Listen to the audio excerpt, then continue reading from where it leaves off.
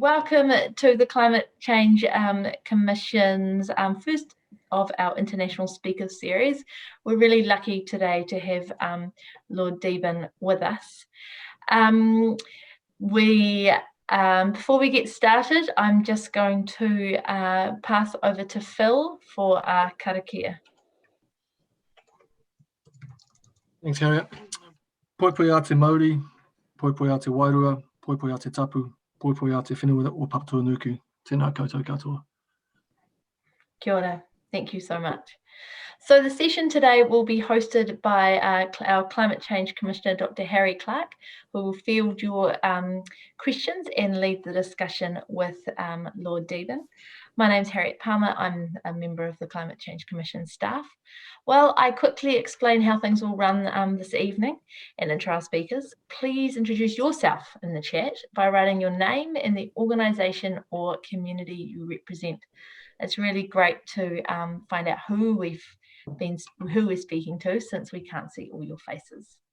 As I said during the session, Harry will field your questions as well as ask a few of your own. If you have a question, please use the Q&A function at the bottom of the screen. If you want to comment, you can use the chat. So if you have a look down the bottom, you'll see 2 speech bubbles, and those are the Q&A. We might not have the chance to cover all the questions in the session today, but we will try to get as many as we can. So Harry Dr. Clark is an internationally recognised science leader in greenhouse gases research. He's well regarded in the primary sector, both from a science and agribusiness perspective. As a member of the Interim Climate Change Committee, Dr. Clark was heavily involved in the delivery and oversight of reports and brings a strong sense of continuity to the broader climate change community and the Commission. So we're lucky to have Harry with us today. Harry, I'll leave it to you to introduce Lord Deben. Hope that's okay. That's enough from me. Thank you, Harriet. Well, Lord Deben, very welcome. A very warm New Zealand welcome to you, and many thanks for joining us tonight. I think your background will take me rather a long time to go into.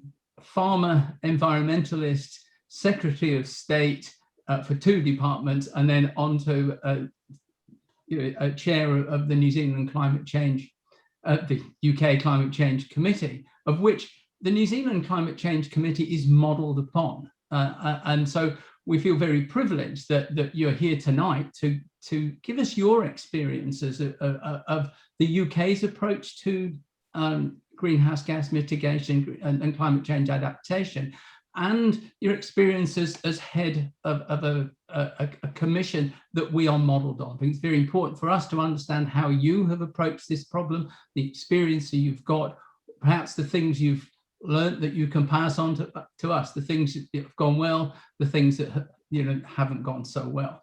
And so we're really looking forward to you giving the insights you have had from your time. And I think you do have these unique insights, going from someone who's been the recipient of advice as a government minister through to someone who is now advising the government in a very independent role. So I said, very much looking forward to that. But what you don't realize it's actually you and I meeting again, because we have met, and it was 32 years ago when you were the Secretary of State for Ministry of Agriculture, and it celebrated its 100th centenary. And there were celebration games throughout that, including one of them was a athletics event in Loughborough, which you attended, and I then was a MAF employee in the UK, and I won the 3,000 meters, and you gave me my gold medal. And I still have that medal and a photograph somewhere, which I can't find, of you giving me that medal, which I still treasure. So I remember you, but you obviously don't remember me. So I'll pass over to you, Lord Deben. Well, thank you very much. First of all, I'm very pleased to be here. I had hoped to be in New Zealand for my second visit. My wife and I were with you 2 years ago, and we enjoyed it enormously and went to both islands. There were various other things we'd like to have seen. And in celebration, in fact, I'm wearing my New Zealand possum jumper, which is the warmest thing, mainly because the heating hasn't gone on yet in the house. as we are very early in the morning.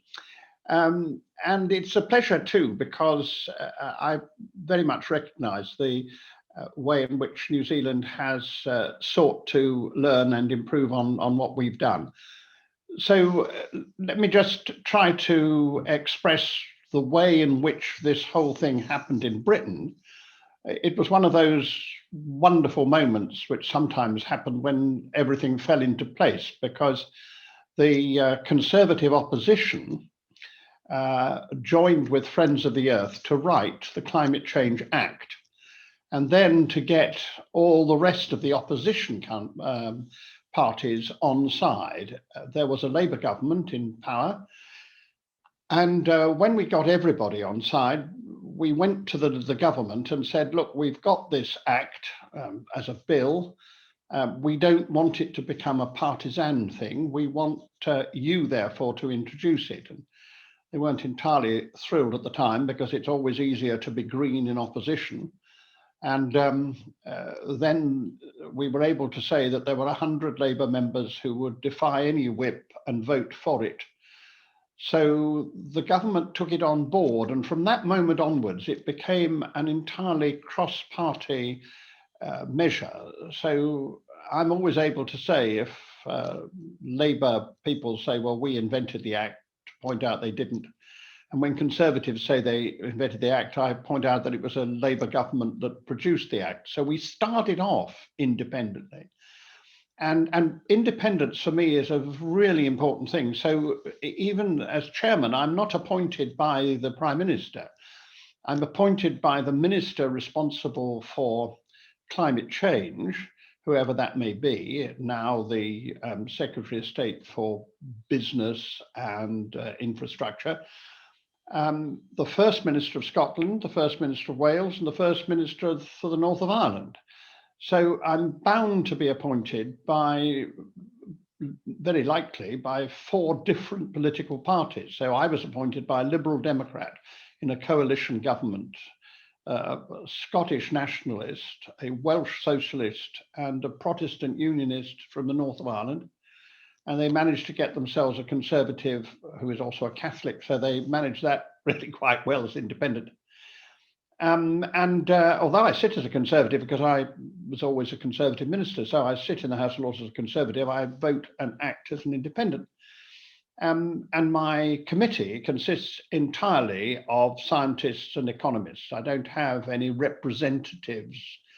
And I'm the second chairman. The first chairman was an economist, distinguished economist, and he was able to produce the basis for our reputation, and that is accuracy and correctness as far as science is concerned.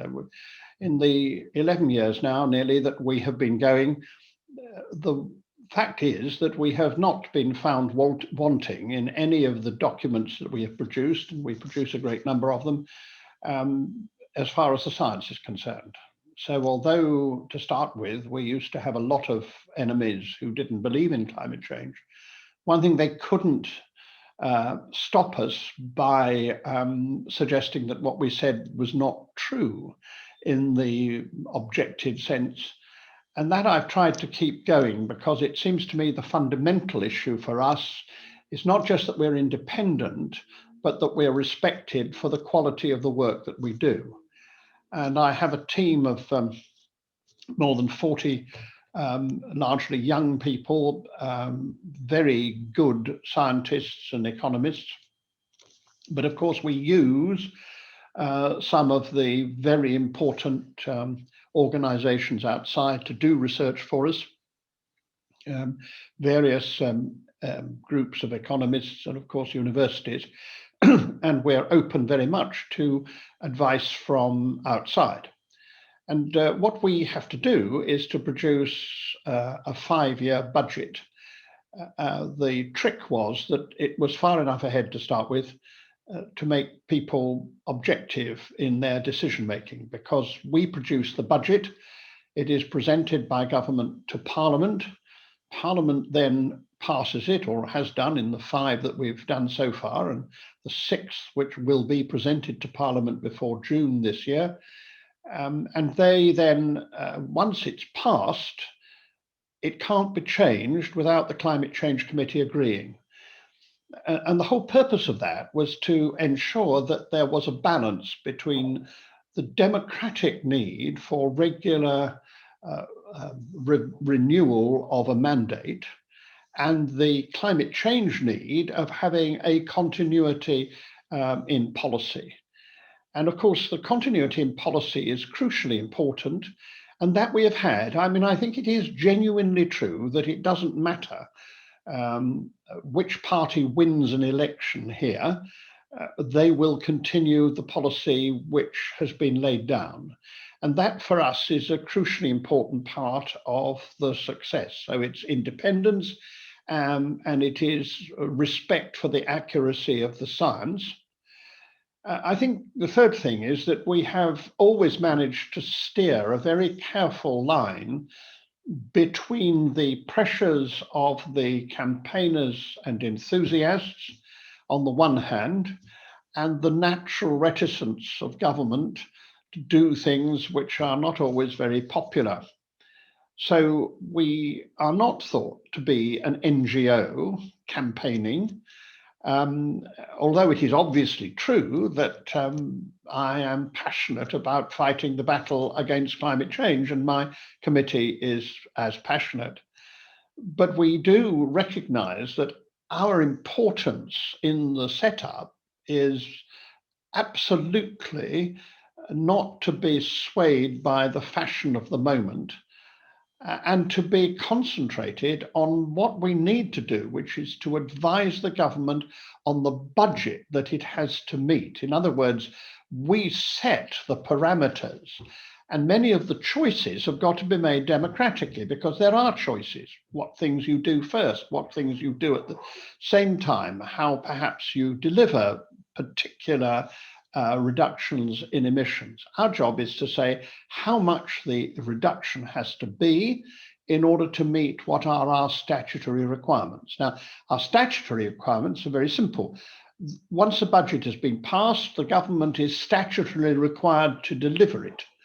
And as I say, it can't be changed without our agreement. Then we have the statutory requirement to have net zero by 2050.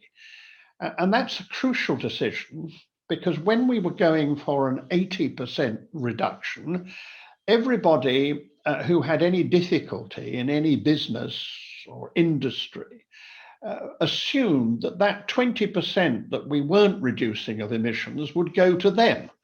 So of course, once you'd said net zero, it means that everybody has actually got to get their emissions down to nil, except those for whom it is genuinely true that they're not going to be able to. There are two areas where we think at the moment that that is likely to be so. One is aviation, where we don't think that the science will lead us to be able to have carbon-free aviation by 2050. And the other is agriculture, where the very nature of living animals produces emissions, and the sort of numbers which, even with reduced meat eating, we're going to need will mean that agriculture will have to have some of the sequestration, which is what we mean by net zero. Net zero is not offsetting. It is that we will take out of the atmosphere by natural means enough to make up for the emissions which we don't reduce to nil. And the ways in which we intend to do that are threefold. First, the growing of trees. We have a major policy of tree growing, which is well underway. It's slower than we have hoped, but it's catching up. The second thing that we're doing is to increase the sequestration abilities of the soil. Modern agriculture has damaged our soil very considerably. As an organic farmer, I feel very strongly about this. Indeed, I bought land and turned it into organic farm. Part of it is already organic, part of it's on its way. It will be complete, I hope, the end of next year. And the fundamental reason for that is because I do think that there is a huge need to restore the fertility of the soil and to understand what we've actually done to the soil. That is part of the sequestration. And the third area, which is beginning to grow and which is we were slow at, I think, which is to understand just how much the sea can sequestrate. And that's why the government, for example, at the moment is restricting some of the bottom trawling that's taking place. I hope in the end they'll restrict it to nothing, because bottom trawling actually increases the emissions from the seabed rather than enabling the seabed to be a sequestrator. There's quite a lot of work being done now on kelp, which is something which can itself, we've got rid of a lot of the kelp, and replacing that will be doing the same sort of job as the sequestration from the trees. And so our policy and program is to move to that point. And our latest document is the 6th carbon budget, which is by far the most ambitious budget that we have done, in the sense that it is the step-by-step route march to get to net zero. Our first job was to answer the government's question, could we get to net zero, by when, and what would it cost? And we produced that document, and it was on that basis that Theresa May's government passed the net zero by 2050 decision. And governments have been in Britain very good about accepting our recommendations. So when the present Prime Minister needed to present its nationally determined contribution in advance of the COP26, the meeting of the parties at the end of this year, when he had to present that, he asked us to tell him what was the figure to which we had to aim and indeed achieve, it's not just an aim, by 2030, if we were to get to net zero by 2050. And so we presented him with that figure. It's based entirely on the science. We have to reduce our emissions by 68% as compared to 1990 by 2030. And that is immediately what he presented. And the 6th carbon budget is the mechanism by which we will have to reach net zero, because it runs up to 2038. And by the time we get to 2038, we'll be within a hair's breadth of 2050 when it comes to the changes you have to make. So it's the crucial period. So the budgets that we've got up to now, and we've met or will meet the first 3 budgets. 4 is going to be more difficult. The government has got to make some serious changes to be able to do that. And the 5th too. And the 6th budget will be presented by law. It has to be presented to Parliament by June of this year. Well, I want to leave as much time for questions as possible. So let me just end by just 2 or 3 other points about what we have found to be successful. The independence, based on science, the fact that we are clearly not an NGO, but are seriously meeting a scientific and political necessity. All those things are very important. It's also important that we do constantly have to remind the government when it gets it wrong. It's not our job to lay down the detailed timetable and such like, but it is our job to say where the government isn't meeting its targets. And this has been quite tough. It means that, for example, I've been very much at the centre of the argument about whether there should be a specialist coal mine to produce the coal that will be needed for steel production until about 2036. And I've had to say that this is not something which has been properly taken into account as far as our emissions are concerned.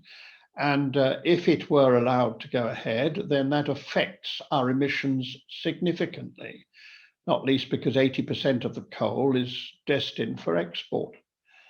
And that has meant that the government has had to call in that decision and has had to look at it in the terms, as it has said clearly, of our sixth carbon budget. So it's not an easy situation to be, because those are jobs in a very deprived part of the nation. But we do have to bring home to people that fighting the battle isn't an easy thing. It does mean making decisions of precisely that kind, that we can't increase our emissions, even though it may be politically advantageous, and it is to this government, or maybe providing people with jobs. What we have to do is to replace those jobs with the green jobs that are certainly there for our taking. And I want to end really on that optimistic note. The sixth carbon budget shows that Britain can achieve this huge battle, can achieve that spending less than 1% of our gross national product. Indeed, increasingly, we think it'll be even cheaper than that. Most of that money will be spent by the private sector. Most of the things we have to do in order to achieve those ends, we're going to have to do anyway to get out of the post-COVID situation, because it is the new industrial revolution that we are speeding. And the odd thing about a pandemic is that it doesn't actually change things, it speeds them up.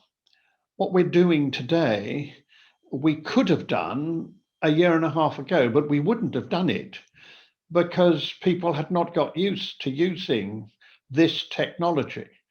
What COVID has done is to make us all used to this, and all those boring grandparents who used to say, I can't do the television without getting my 3-year-old grandson to press the buttons, are now absolutely adept at using Teams or Zoom or whatever else, because that's the only way they can communicate with their grandchildren in this country in our long period of lockdown.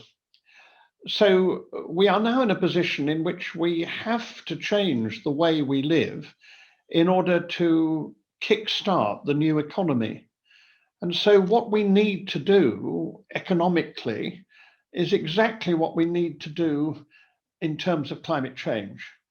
And that, I do believe, has changed the whole situation. And internationally, it's changed because of the arrival of Joe Biden. I can't say how strongly I believe that the United States' return to the world really matters to us.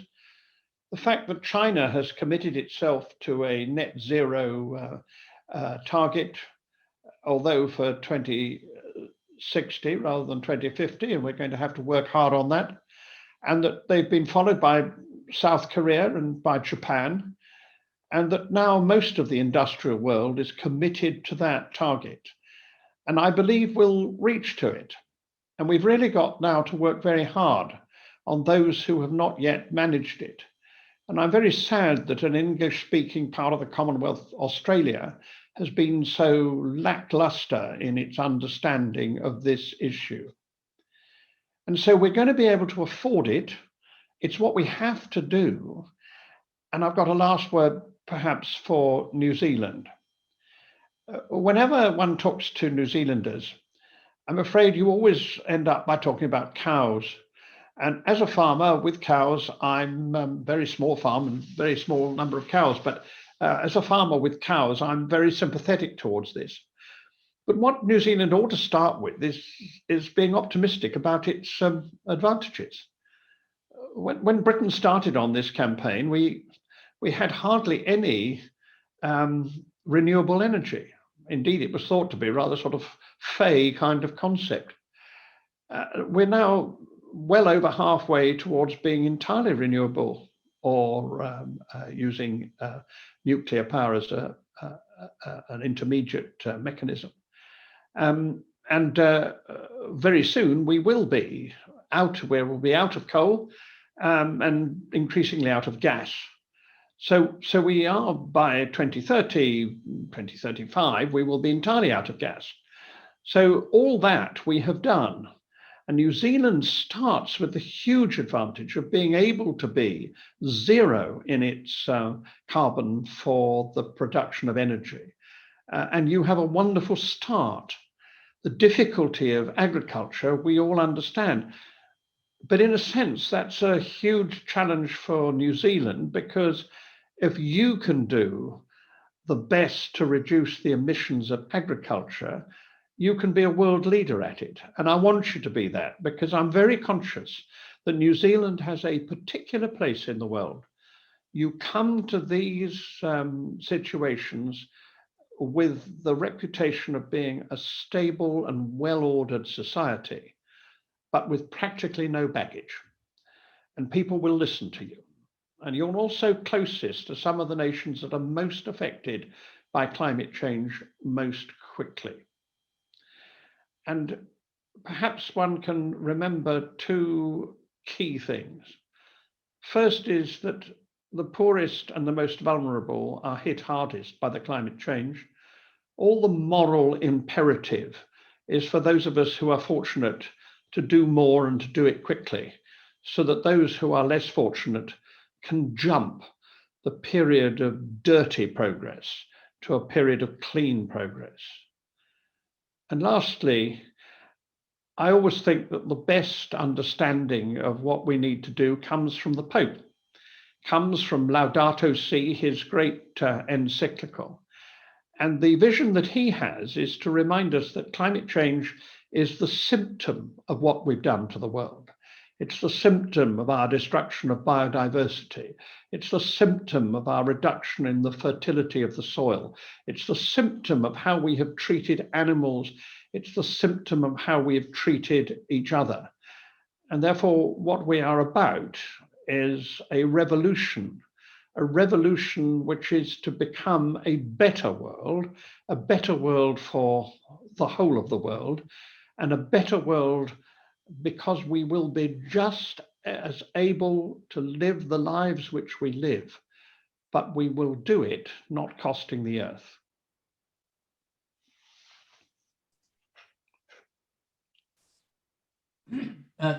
Thank you, Lord Deben. And what's happening now is that we're getting a whole queue of questions that will keep you up until us up until midday, and you up until midnight, I think.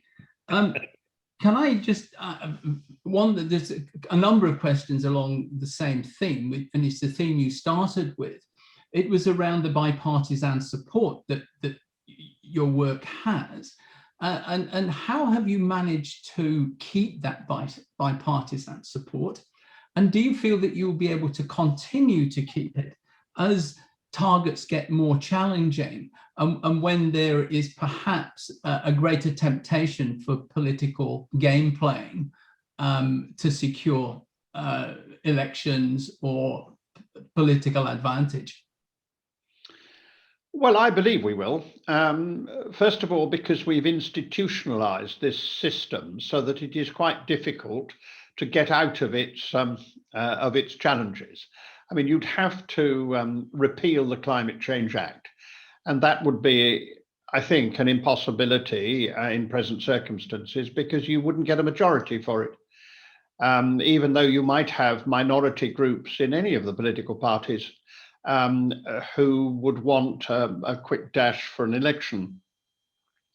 Secondly, I think we have to recognize that climate change is happening, and therefore people become more and more worried about it.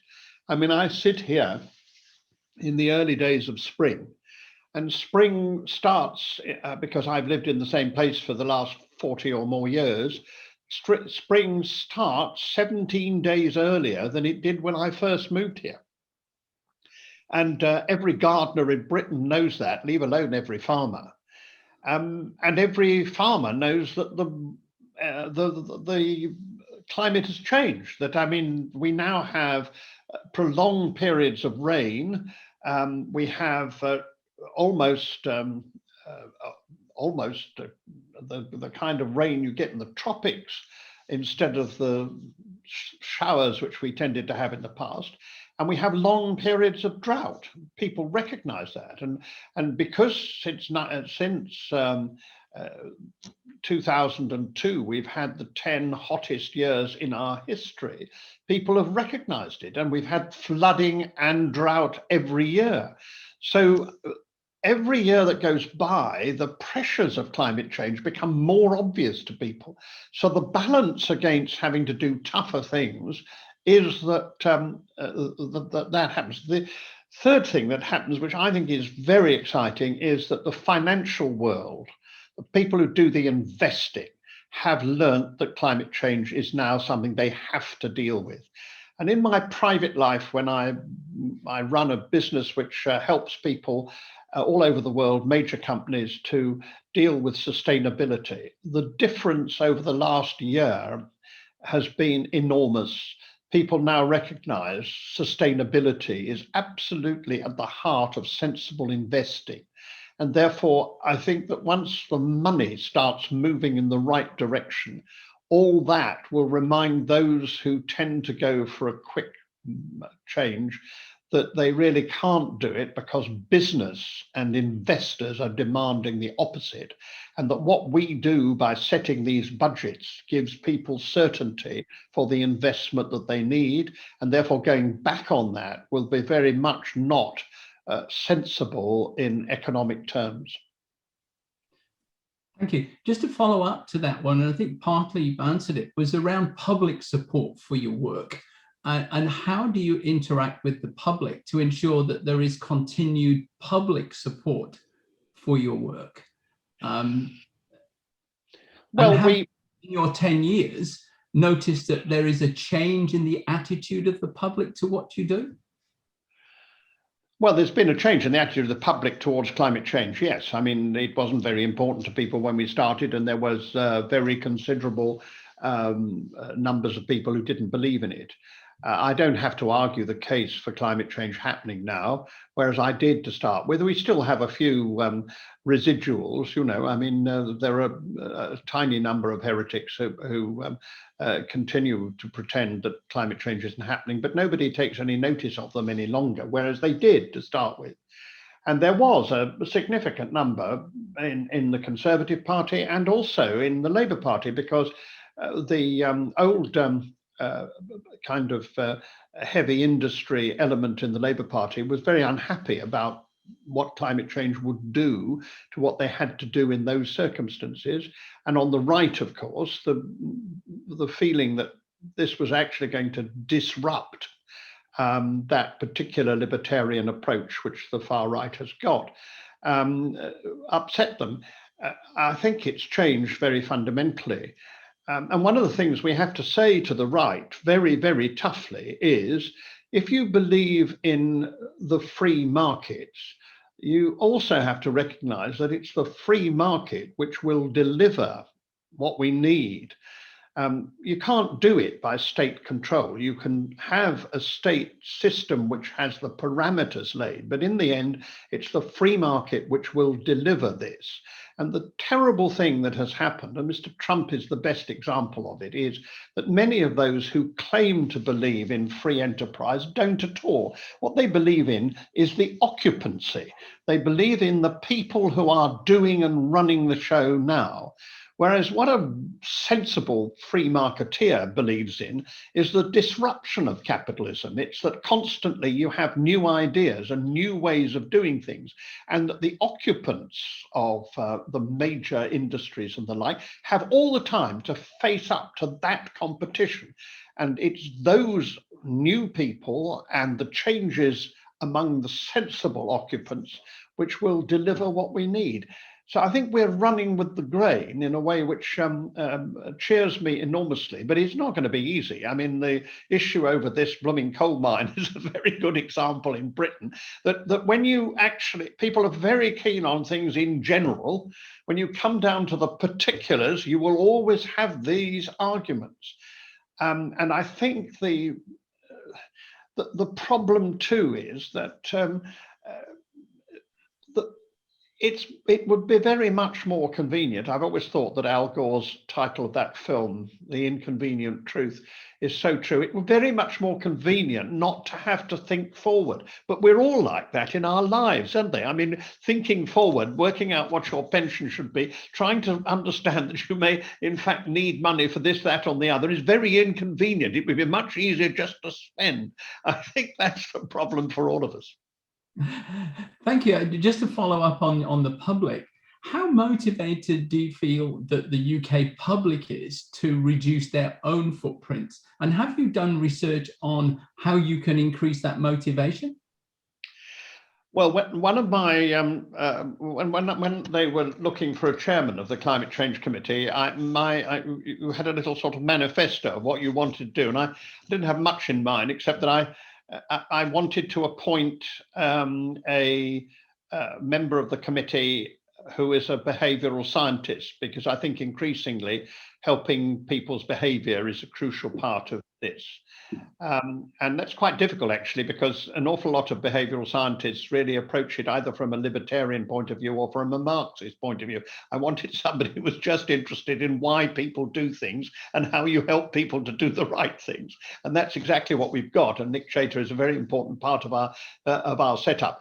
So I very much understand that. I think if there's a failure in the Climate Change Committee, I think there are two things we ought to have got right. One is we should have had an independent measure of the resources that we need. It shouldn't be in the hands of government.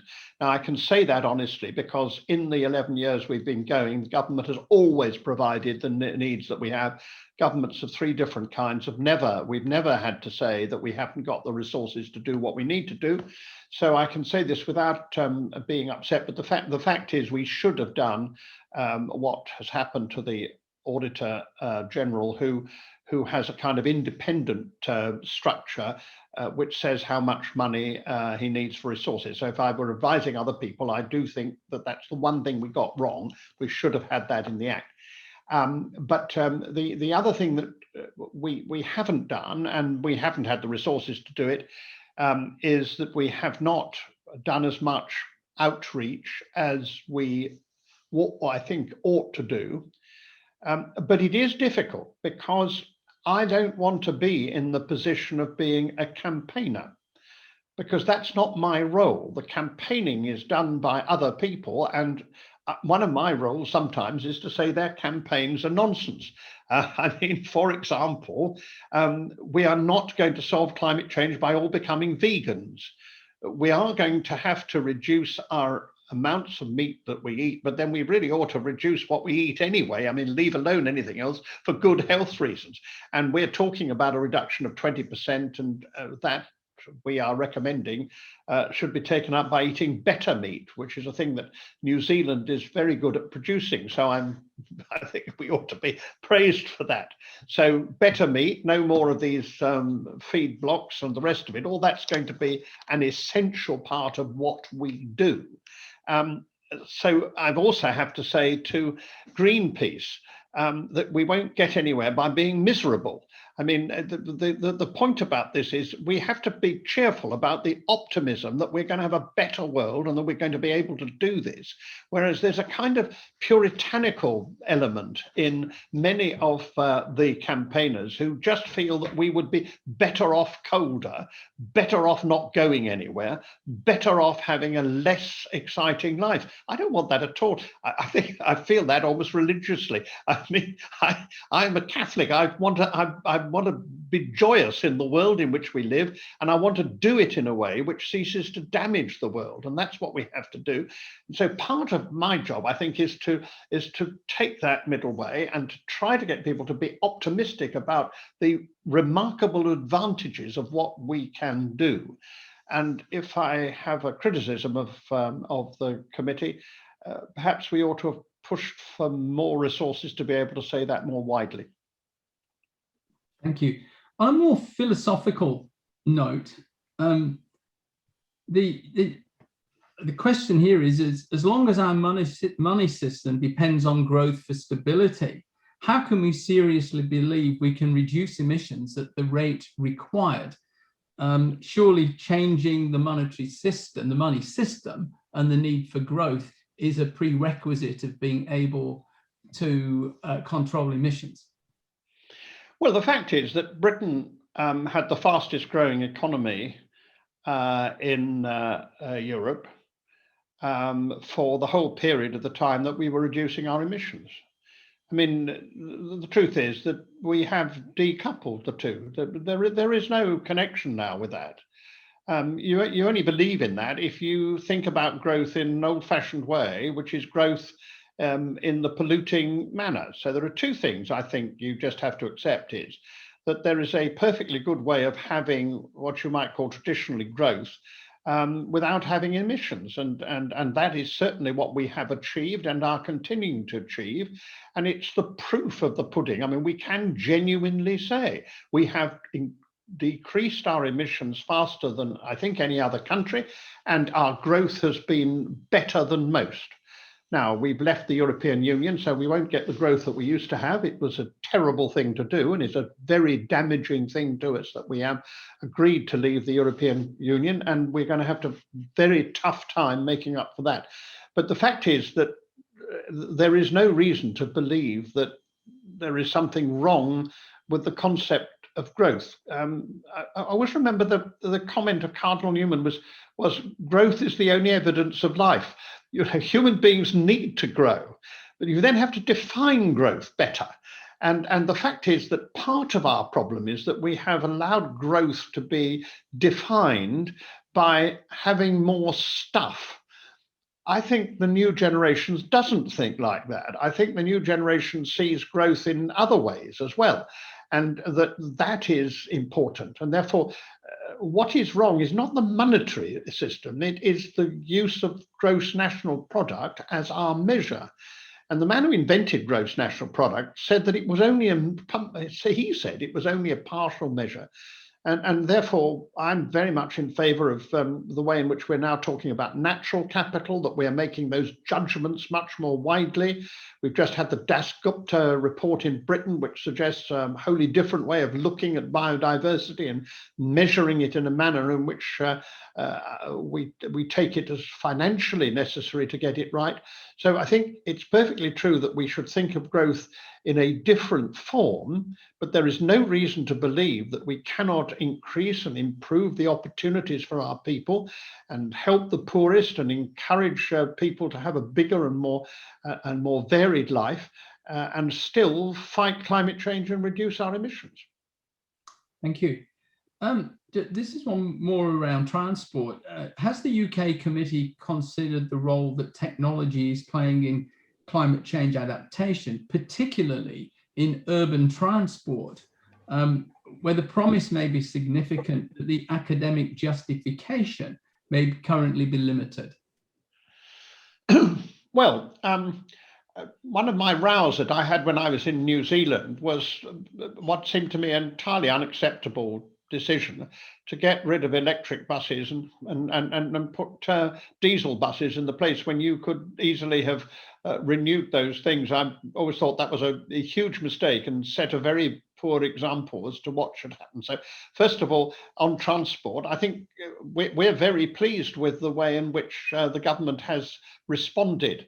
It took us some time, and the government was going to get rid of all non-electric cars by 2040, which was far too late. We managed to move it to 2035 and then to 2033 and now at 2030, which is a very tough decision, but it means that we will sell no cars except electric and equivalent cars after 2030. Now, the interesting thing is that having done that, a whole range of car companies have now announced that they're not going to make anything but electric cars after 2025, 2026, 2027. They've gone in for this, and there's now a competition between the companies to say when they're going to be all electric.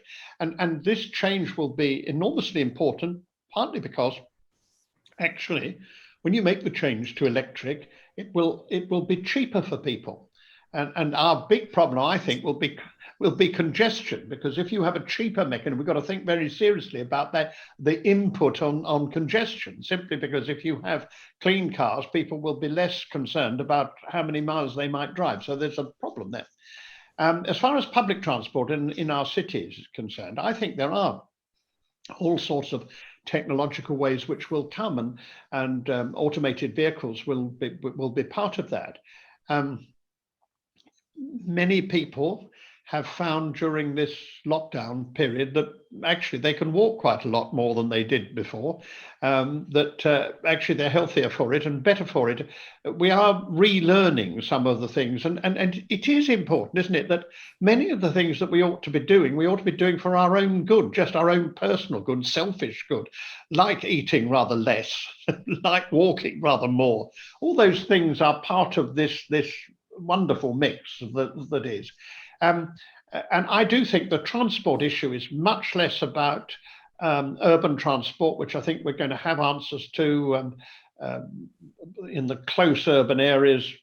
Obviously, hydrogen and the use of fuel cells, electric buses, all sorts of other things we can do.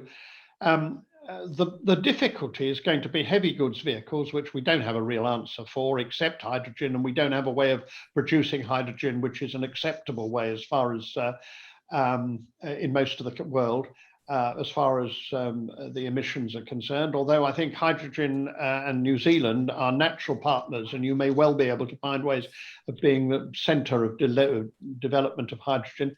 I think heavy goods vehicles are going to be one of our biggest difficulties. We had another question around, do you think that aviation can continue to get a free pass? Well, no, it's not going to get a free pass. I mean, I think there's no doubt about that. And that's one of the battles which we're beginning to have in Britain. The aviation industry, I think, is running a sort of campaign which goes like this. It says, we're absolutely on our beam ends.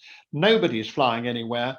And frankly, we need some help in order to keep going. I think we have to say that one of the things that's happened through COVID is we've discovered that we actually don't need to fly as much as we used to do. I don't think that businesses are going to allow people to fly like they used to do. I mean, what we're doing today, for example, I think all the work that I've done in my virtual visit to New Zealand argues that actually one can do a lot more in the way we're dealing now. And I think most businesses will do that. There's no doubt about it. And financial directors are not going to say that you can go to the United States from Britain once a month. You don't need to do that. Once a quarter is certainly enough, perhaps once every 6 months. It's going to be different in that sense. Now, face-to-face meetings are important. It is a different thing. But the fact of the matter is, I think that the pressures on the aviation industry are going to be considerable.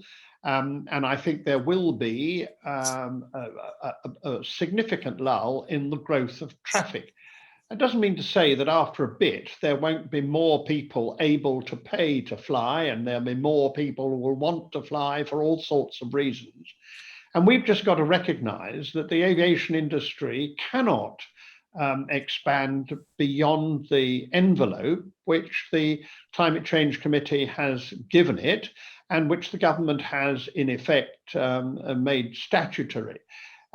Because every bit of addition that they add to that, of course, has to be paid for by somebody else. And we're already asking the rest of industry and the rest of people to do the maximum that they can do. And so the other thing the aviation industry has to do is to speed up its investment in new technology and find ways of reducing its emissions, which it is doing. But of course, the real trouble is that aeroplanes are in the sky for a very long time. And that means that changing the fleet over is going to be a much more difficult thing than we sometimes think. But aviation is not excluded in any sensible arrangement.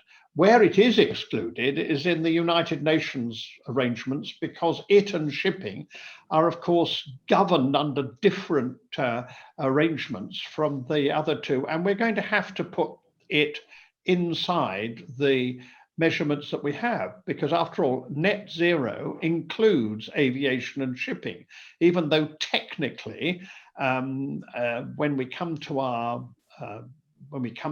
promises for nationally determined contribution, technically that's about everything but aviation and shipping. As far as Britain is concerned, it actually does include aviation shipping by a sort of sleight of hand, because we've said you can't actually meet net zero unless you treat it as part of the whole setup. So of course we're going to have to insist that aviation, and to give the best of the aviation companies their due, they are trying to do this as much as possible. Our problem is the development and growth of local airports, because people feel that they have a right to have local input, and we've got a series of them in Britain now trying to grow at a point at which they still can claim to be within the envelope, and so that's going to be quite a difficulty for the government. Thank you.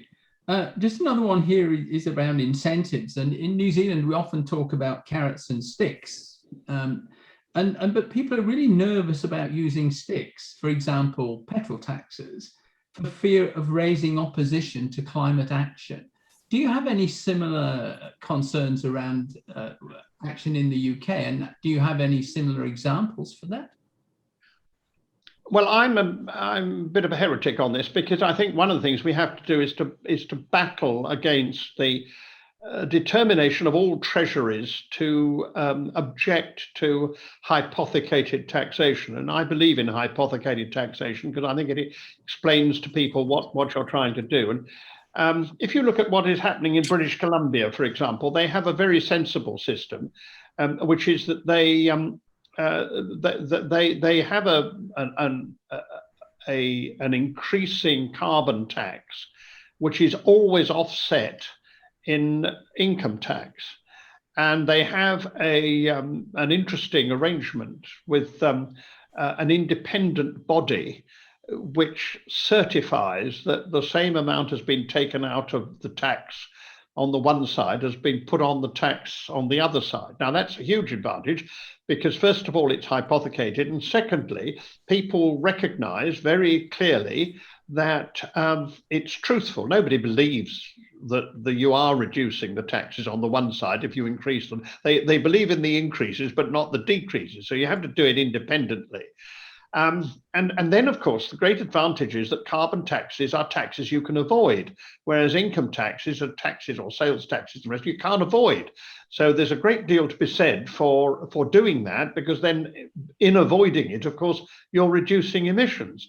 So I believe that that there is a great deal that can be done by taxation. I mean, I think SUVs should carry a very much heavier tax than more sensible motor cars. And if you need an SUV, then I'm afraid that's going to be one of the costs that you have to have, and that's a necessary part of it.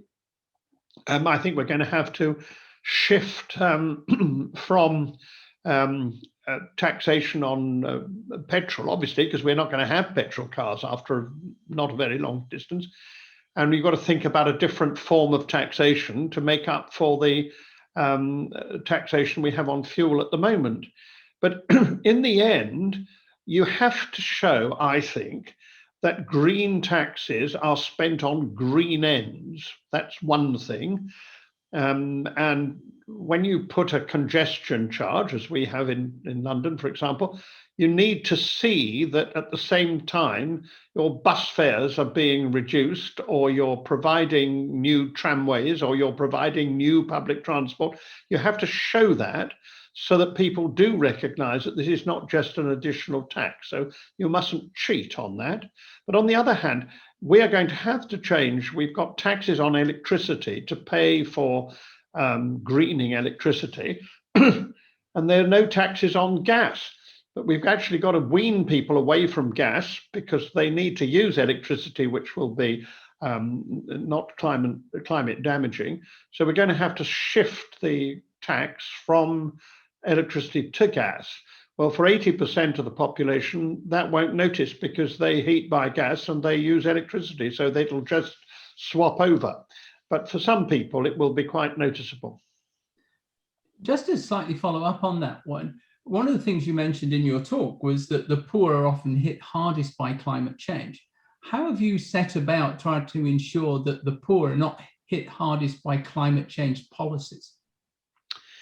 Well, I'm very conscious of that, and therefore we are constantly reminding people that the just transition is what we have to do. And we recommended that the Treasury in Britain should investigate this and produce a report. And they will be publishing that report. They've done a preliminary, but they are publishing the full report. We think, we don't know, but we think in April, sometime of that sort, which will lay out how they see the way through to ensure that we do protect the poorest.